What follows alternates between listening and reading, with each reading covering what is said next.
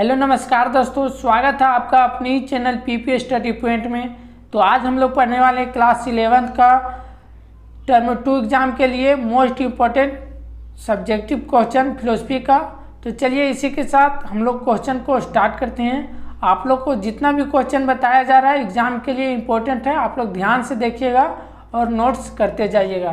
तो first number question में दिया हुआ है, प्रकृति विज्ञान का महत्व किन दृष्टिकोणों से है। तो इसका आंसर हो जाएगा प्रकृति विज्ञान का महत्व भौतिक एवं सामाजिक जीवन दोनों दृष्टिकोणों से है।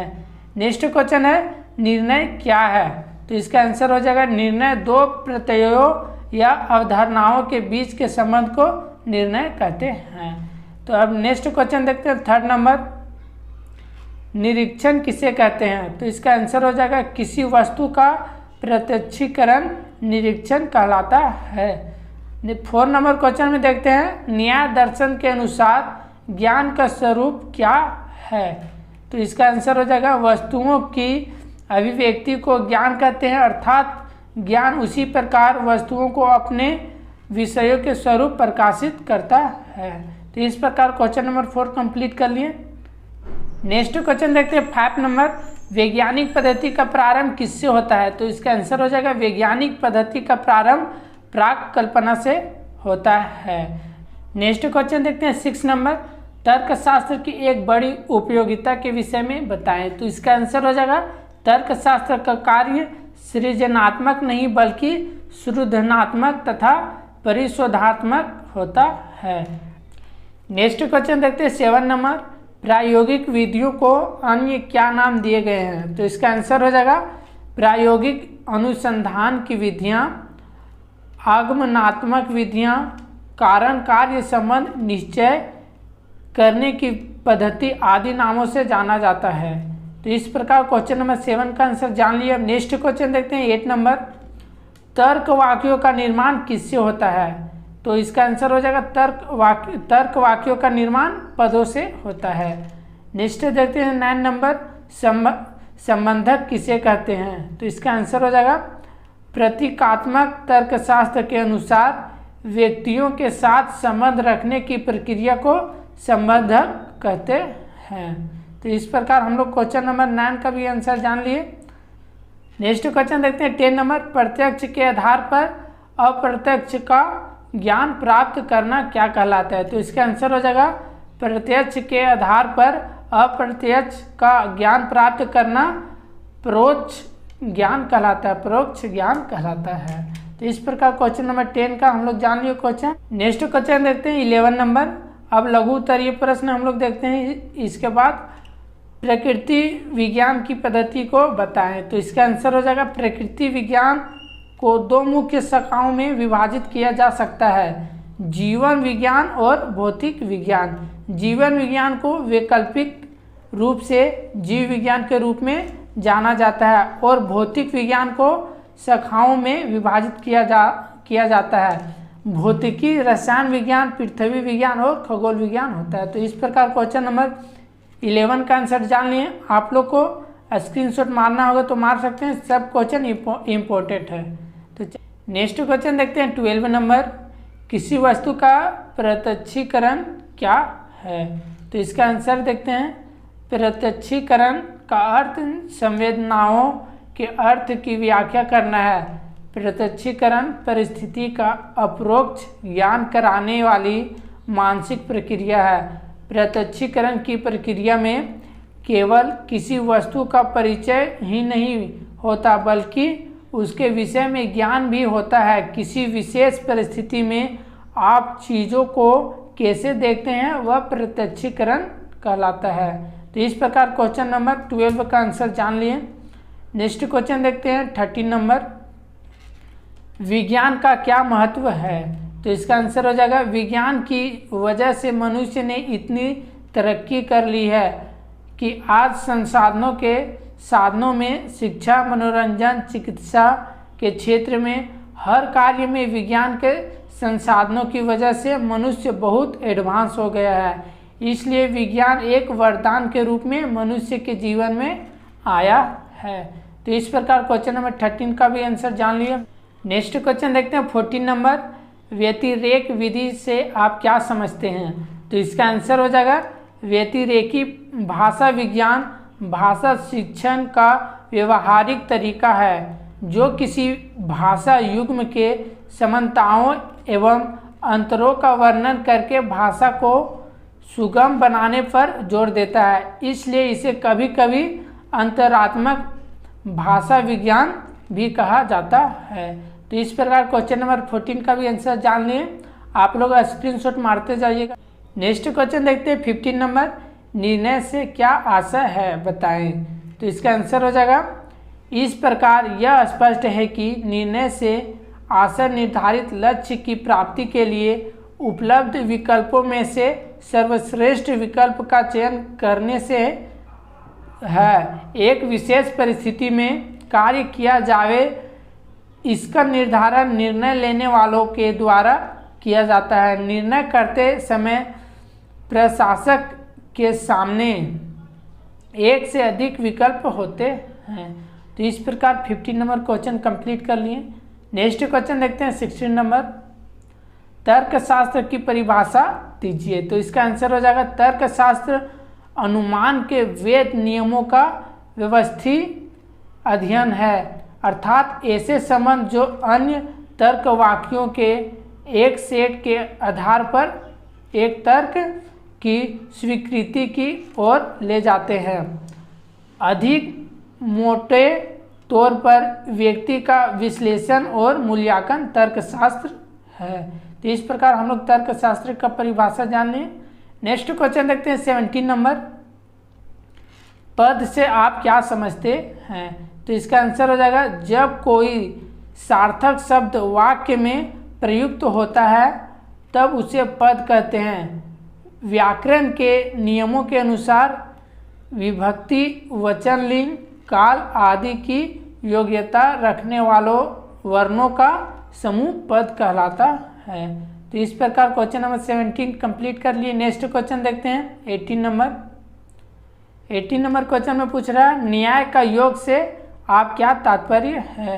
न्याय का योग से क्या तात्पर्य है। तो इसका आंसर हो जाएगा किसी व्यवस्था को बनाए रखना ही न्याय है, क्योंकि कोई भी व्यवस्था किन्हीं तत्वों को एक दूसरे के साथ जोड़ने के बाद ही बनती है अथवा पनपती है।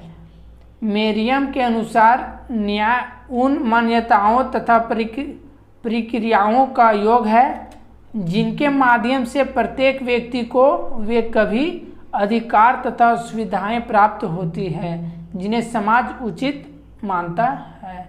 तो इस प्रकार 18 नंबर क्वेश्चन कंप्लीट कर लिए। नेक्स्ट क्वेश्चन देखते हैं 19 नंबर, प्रतीकात्मक तर्कशास्त्र से क्या समझते हैं। तो इसका आंसर हो जाएगा प्रतीकात्मक तर्कशास्त्र का अध्ययन बौद्धिक स्तर को ऊंचा करता है। यह सभी विषयों को तार्किक ढंग से हल करने में सहायता करता है।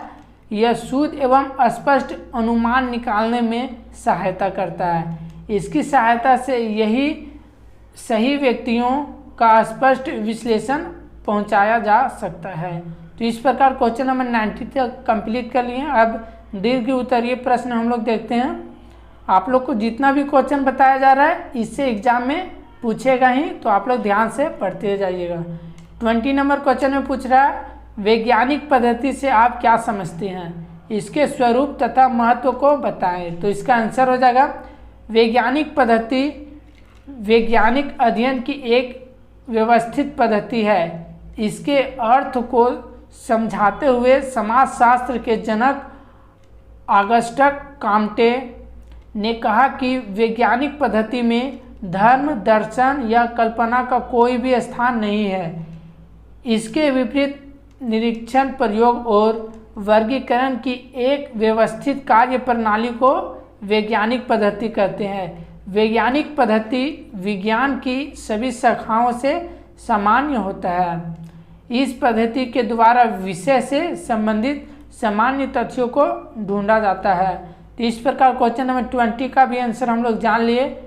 नेक्स्ट क्वेश्चन देखते हैं 21, प्राक कल्पना से क्या आशय है स्पष्ट कीजिए तथा वैज्ञानिक पद्धति में इसके महत्व की व्याख्या कीजिए। तो इस प्रकार क्वेश्चन नंबर 21 दिया हुआ है। अब इसका आंसर जान लेते हैं। प्राक कल्पना का महत्व यह है कि वैज्ञानिक पद्धति का प्रारंभ ही प्राक कल्पना के निर्माण से होता है, उनका अंत प्राक कल्पना से सत्यापन से है। नेक्स्ट है, प्राक कल्पना ही हमारे नियंत्रण के क्षेत्र को नियंत्रित करता है तथा उसे एक निश्चित दिशा संचालित करते हैं।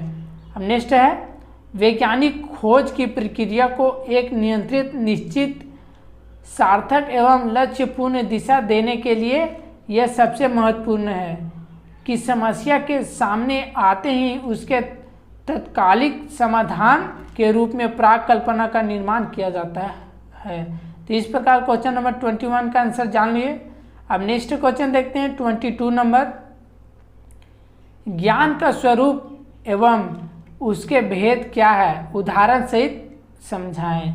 तो इसका आंसर हो जाएगा, ज्ञान शब्द ज्ञ धातु से बना है जिसका अर्थ जानना, बोध और अनुभव आदि से होता है। यानी किसी भी वस्तु जो हमारे आसपास है के स्वरूप का अर्थात जैसा वह है उसे वैसे ही जानना, अनुभव और बोध होना उस वस्तु का ज्ञान कहलाता है। आसान भाषा में कहे तो किसी वस्तु की सही जानकारी होना ज्ञान है। यानी ज्ञान शब्द का प्रयोग किसी विषय या वस्तु के यथार्थ जानकारी के लिए होता है।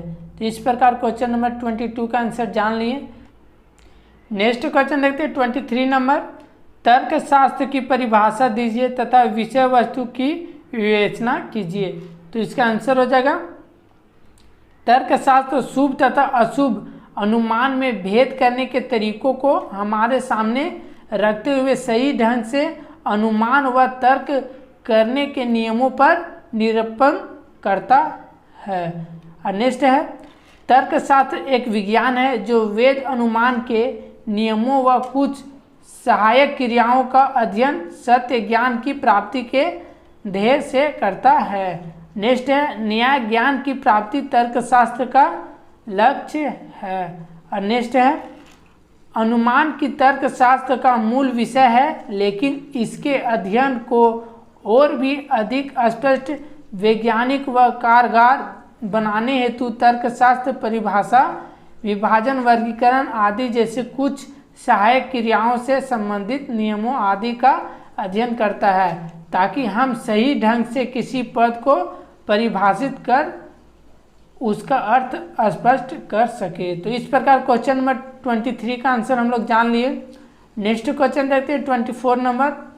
आप लोग को जितना भी क्वेश्चन बताया जा रहा है टर्म 2 एग्जाम के लिए इम्पोर्टेंट है, तो आप लोग ध्यान से देखते जाइएगा। नेक्स्ट क्वेश्चन है और लास्ट इस वीडियो का, पद क्या है, शब्द से यह किस प्रकार भिन्न है। तो इसका आंसर हो जाएगा, जब कोई सार्थक शब्द वाक्य में प्रयुक्त होता है तब उसे पद कहते हैं, पर जब उसका प्रयोग वाक्य में होता है तो इसका रूप भी बदल जाता है, इसलिए वाक्य में प्रयुक्त होने पर शब्द को पद कहा जाता है। राम आम खा रहा है, इसमें राम आम खा रहा है, ये सभी पद है। तो इस प्रकार फिलोसफी का मोस्ट इम्पोर्टेंट 24 नंबर तक का क्वेश्चन कंप्लीट करा दिया गया है। अब नेक्स्ट वीडियो में नेक्स्ट टॉपिक के साथ मिलते हैं, और जहाँ तक हो सके आप लोग इस वीडियो को शेयर कीजिएगा, और सारे सब्जेक्ट का वीडियो पाने के लिए हमारे YouTube channel PP study point को सब्सक्राइब कर दीजिएगा। मिलते हैं नेक्स्ट वीडियो में। जय हिंद।